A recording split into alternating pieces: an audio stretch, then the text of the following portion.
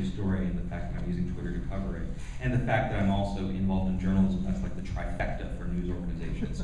So free coverage. But you know, it's nice. I'm not complaining by any means.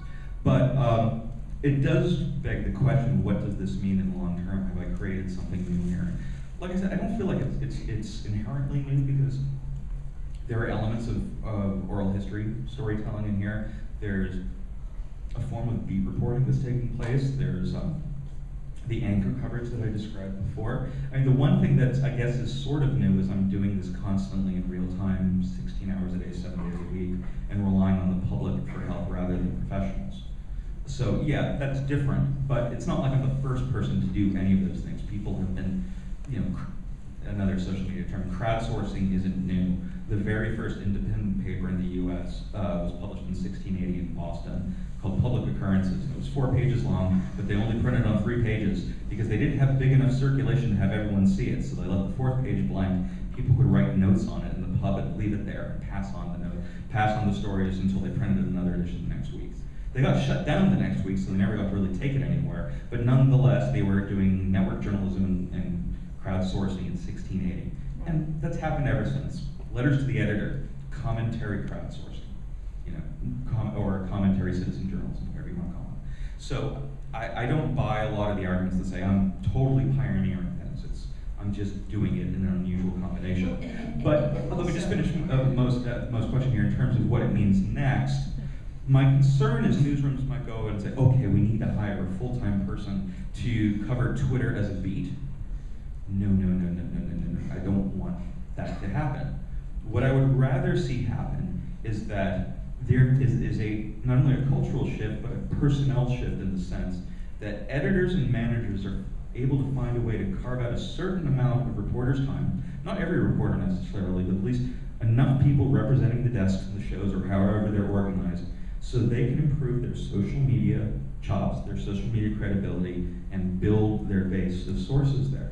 And so whether they're trying to cover the earthquake in Japan, or climate change, or crime in Baltimore, or whatever, they have a network of people who are willing to help them out and provide them tips and interact with them, as you would interact in some ways like you would with sources offline, but with the added value of them being able to collaborate with each other. So are you recommending that news organizations create Twitter lists, so that similar to what the Huffington Post has done and other news organizations? And one of the questions that I have on Twitter here is, where might people find your curated Twitter list and your Storify? Yeah, sure.